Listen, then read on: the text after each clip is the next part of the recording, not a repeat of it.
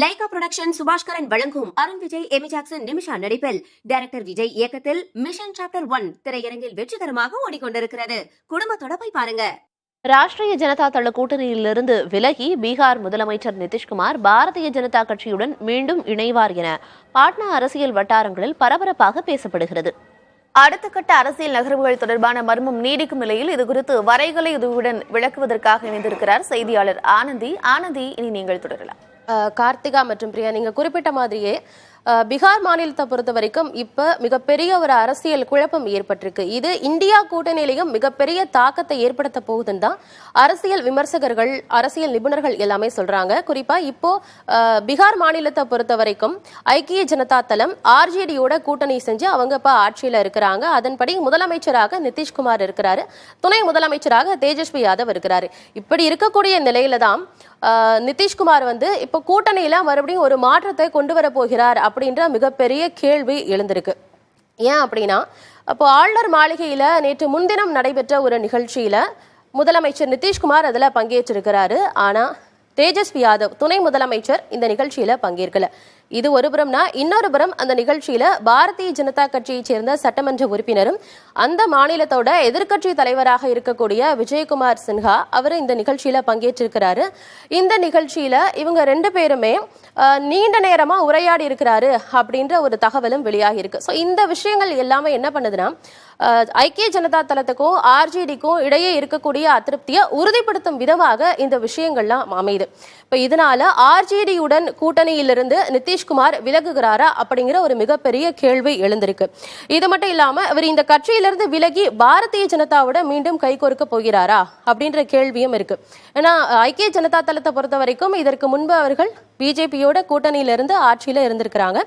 அதுல ஏற்பட்ட அதிருப்தி காரணமாக அதன் பிறகு ஆர்ஜேடியோட கூட்டணி அமைச்சு இப்போ அவங்க ஆட்சியில இருக்கிறாங்க. ஸோ இப்போ மறுபடியும் அவர் மீண்டும் ஒரு முறை கூட்டணியை மாற்றுவதற்கு நிதிஷ்குமார் ஐக்கிய ஜனதா தளம் கட்சி தயங்காது அப்படிங்கிற ஒரு விஷயமும் பீகார் மாநில அரசியல் வட்டாரங்கள்ல பரபரப்பா பேசப்படுது. இப்போ இந்தியா கூட்டணியில தொடர்வதாக ஐக்கிய ஜனதா தளம் கட்சி கூறிட்டு இருக்கு. இப்ப பிஜேபியோட அவங்க கூட்டணியில போறாங்க அப்படின்ற ஒரு பேச்சு இருக்கு. இன்னொரு புறம் இல்ல, நாங்க இந்தியா கூட்டணியில இன்னும் தொடர்ந்துட்டு தான் இருக்கோம் அப்படின்னு ஐக்கிய ஜனதா தளம் கட்சியை சேர்ந்தவர்கள் சொல்றாங்க. ஆனா அந்த கட்சியை சேர்ந்தவர்கள் சொன்னாலும் கூட கட்சியினுடைய தலைவர் நிதிஷ்குமார் இந்தியா கூட்டணியில மிக முக்கிய நபராக பார்க்கப்படக்கூடியவர். குறிப்பா இந்தியா கூட்டணியை பொறுத்த வரைக்கும் பல விஷயங்களை அவர் ஆரம்பத்திலிருந்தே முன்னின்று வழிநடத்திட்டு இருந்தவர் அவர் தான். ஸோ அப்படி இருக்கும்போது அவர் இன்னும் இந்த விஷயத்துல மௌனம் சாதிச்சுட்டு இருக்காரு. இந்த இந்தியா கூட்டணியில தொடர்கிறோம் அப்படிங்கிற ஒரு விஷயத்துல தெளிவாக ஒரு விஷயத்த நிதிஷ்குமார் வெளியில சொல்லணும், தெளிவுபடுத்தணும் அப்படின்னு சொல்லி அவங்களோட கூட்டணியில இருக்க ஆர்ஜேடி கட்சி வலியுறுத்திட்டு இருக்கிறாங்க. இப்படி இருக்கக்கூடிய நிலையில தான் ஐக்கிய ஜனதா தள சட்டமன்ற உறுப்பினர்களை பாட்னாவிற்கு வரும்படி நிதிஷ்குமார் அழைப்பும் விடுத்திருக்கிறாரு. ஏற்கனவே நிதிஷ்குமார் கடந்த 2 நாட்களுக்கு மேலாகவே அந்த கட்சியில இருக்கக்கூடிய மூத்த நிர்வாகிகள், மூத்த தலைவர்களோட ஒருபுறம் ஆலோசனையிலையும் ஈடுபட்டு இருக்காரு. மற்றொரு புறம் ஆர்ஜேடி இவங்களோட கூட்டணியில இருக்க ஆர்ஜேடி கட்சியும் தேஜஸ்வி யாதவ் தலைமையில ஒருபுறம் ஆலோசனையில ஈடுபட்டு இருக்கிறாங்க. இப்பதான் இந்த நேரத்துல தான் இப்படி ஒரு குழப்பம் நிகழ்ந்துட்டு இருக்கு. இது ஒரு புறம்னா, இன்னொரு புறம் பார்த்தோம்னா பாரதிய ஜனதா கட்சி அவங்க இன்னைக்கு அவங்களோட செயற்குழு கூட்டத்தை கூட்ட போறாங்க. பாரதிய ஜனதா கட்சியை பொறுத்த வரைக்கும் இந்த இரு கட்சிகளுக்கு இடையே இருக்கக்கூடிய இந்த அதிருப்தியை தனக்கு சாதகமாக பயன்படுத்தி கொள்ளும் வகையில அவங்க காய்களை நகர்த்திட்டு இருக்காங்க.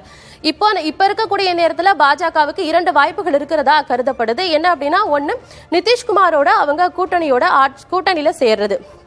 இதற்கு முன்பு ஏற்கனவே சொன்ன மாதிரி பாஜகவோட அவங்க கூட்டணியில இருக்கும்போது முதலமைச்சரா நிதிஷ்குமார் இருந்தாரு, துணை முதலமைச்சரா சுஷில் மோடி இருந்தாரு. அப்படி ஒரு மாற்றத்தை இப்ப மறுபடியும் அவங்க கொண்டு வர போறாங்க அப்படின்ற ஒரு வாய்ப்பு கருதப்படுது. இன்னொன்னு பார்க்கும் பொழுது நிதிஷ்குமார் ஐக்கிய ஜனதா தளம் கட்சியை தனிமைப்படுத்துறது, அவங்கள தனிமைப்படுத்திட்டு பிற கட்சிகளோடு சேர்ந்து இவங்க கூட்டணியில ஆட்சி அமைகிறது, இப்படின்ற பல வியூகங்களை அவங்க பாரதிய ஜனதா கட்சி வியூகங்களை வகுத்து அதற்கேற்றார் போல அவங்க காய் நகர்த்திட்டு இருக்கிறாங்க. இது ஒரு புறம். இன்னொரு புறம் என்ன அப்படின்னாக்க, ஏற்கனவே அமித்ஷா அதே போல பாரதிய ஜனதா கட்சியோட தேசிய தலைவர் JP நட்டா உள்ளிட்டோரும் இந்த விஷயம் தொடர்பாக அவங்க ஏற்கனவே ஆலோசனையிலையும் ஒரு புறம் ஈடுபட்டு இருக்கிறாங்க. இப்படி இருக்கக்கூடிய நிலையில தான் இன்றைய தினம் நடக்க இருக்க பாஜக செயற்குழு கூட்டத்தில் மிக முக்கியமான முடிவு எடுக்கப்படுவதற்கான வாய்ப்பு இருக்கு அப்படின்னு சொல்றாங்க. இப்ப பாஜகவோட நிதிஷ்குமார் கூட்டணியில போறாரு அப்படின்னா அதுலயும் பல அரசியல் கணக்கு இருக்கு அப்படின்னு சொல்லப்படுது. அதுல என்ன விஷயம் அப்படின்னு பார்த்தோம்னா, பிஜேபி 4 எம்எல்ஏக்களுக்கு ஒரு அமைச்சர் வந்து கொடுக்கணும் அப்படின்ற ஒரு விஷயம் வைக்கிறாங்க. இன்னொன்னு பார்த்தோம் அப்படின்னா 2019 விட இந்த முறை நிதிஷ்குமார் அதாவது ஐக்கிய ஜனதா தளம் கட்சி குறைவான இடங்கள்ல தான் போட்டியிடுவாங்க அப்படின்ற இந்த 2 அரசியல் கணக்கு இருக்கிறதாகவும் அரசியல் நிபுணர்கள் சொல்றாங்க. இப்போ அடுத்ததான் இவங்களோட ஐக்கிய ஜனதா தளம் கட்சியோட கூட்டணியில இருக்க ஆர்ஜேடி கட்சியோட நிலைப்பாடு, அவங்க அடுத்ததா என்ன பண்ண போறாங்க அப்படிங்கிறத பார்க்கலாம். ஆர்ஜேடியை பொறுத்த வரைக்கும் அவங்க நிதிஷ்குமார் ஒருவேளை கூட்டணியிலிருந்து விலகிறாரு அப்படின்னா அவங்க பிற கட்சிகளோடு சேர்ந்து ஆட்சி அமைக்கும் வகையில நடவடிக்கைகளை எடுத்துட்டு இருக்காங்க. குறிப்பா ஜித்தன் மாஜி, அதே போல ஐக்கிய ஜனதா தளம் கட்சியில் இருக்கக்கூடிய அதிருப்தி சட்டமன்ற உறுப்பினர்கள்லாம் இருப்பாங்க இல்லையா, அவங்களெல்லாம் தன் பக்கம் ஈர்க்கும் வகையிலையும் தேஜஸ்வி யாதவ் தலைமையிலான அந்த ஆர்ஜேடி கட்சி வந்து ஒருபுறம் அவங்களும் நடவடிக்கைகளை எடுத்துட்டு இருக்கிறாங்க. இப்போ இந்த விஷயங்கள் எல்லாமே பீகார் மாநிலத்தில் ஏற்பட்டிருக்க இந்த குழப்பங்கள் எல்லாமே இந்தியா கூட்டணியில மிகப்பெரிய தாக்கத்தை ஏற்படுத்த போகுது. ஏன் அப்படின்னா முன்னாடியே சொன்ன மாதிரி இந்தியா கூட்டணியில மிக மிக முக்கியமான நபராக நிதிஷ்குமார் பார்க்கப்படுகிறார். அது மட்டும் இல்லாம ஏற்கனவே இந்தியா கூட்டணி மேல நிதிஷ்குமாருக்கு ஒரு அதிருப்தி இருக்கு, தொகுதி பங்கீடு தொடர்பா ஒரு அதிருப்தி இருக்கு. அதனாலையும் அவர் பாஜகவோட கூட்டணி சேர்கிறாரோ அப்படின்ற ஒரு விஷயமும் முன்வைக்கப்படுது. இன்னொரு புறம் பிரதமர் வேட்பாளராக இந்தியா கூட்டணியோட பிரதமர் வேட்பாளராக நிதிஷ்குமாரை அறிவிக்கணும் அப்படின்னு சொல்லி அந்த கட்சியை சேர்ந்தவர்கள் வலியுறுத்திட்டு இருக்காங்க. ஆனா அதற்கு இந்தியா கூட்டணியில் இருக்க பிற கட்சிகள் ஏற்க அதற்கு மறுப்பு தெரிவிச்சிருக்காங்க. இதுவும் ஒரு காரணமாக சொல்லப்படுது. ஆனாலும் கூட மமதா பானர்ஜி, ஆம் ஆத்மி உள்ளிட்ட கட்சிகள்லாம் இந்த மக்களவை தேர்தலில் தனித்து போட்டி அப்படிங்கிற ஒரு விஷயத்தை அறிவிச்சிருக்கிறாங்க. இப்படி இருக்கக்கூடிய நிலையில அடுத்ததாக பீகார் மாநிலத்திலையும் இப்படி ஒரு மிகப்பெரிய அரசியல் குழப்பம் ஏற்பட்டிருக்கு. இது எல்லாமே இந்தியா கூட்டணிக்கு மிகப்பெரிய ஒரு பின்னடைவை ஏற்படுத்தக்கூடியதாக இருக்குமோ அப்படின்னு அரசியல் விமர்சகர்கள் கருதுறாங்க. இதுதான் இப்போதைக்கு பீகார் மாநில அரசியலில் ஏற்பட்டிருக்கக்கூடிய மாற்றங்கள், குழப்பங்கள் எல்லாமே. இனி கார்த்திகான் பிரியா, ஓவர் டு யூ. நன்றி ஆனந்தி. லைகா புரொடக்ஷன் சுபாஷ்கரன் வழங்கும் அருண் விஜய், எமி ஜாக்சன், நிமிஷா நடிப்பில் டைரக்டர் விஜய் இயக்கத்தில் மிஷன் சாப்டர் 1 திரையரங்கில் வெற்றிகரமாக ஓடிக்கொண்டிருக்கிறது. குடும்பத்தோட போய் பாருங்க.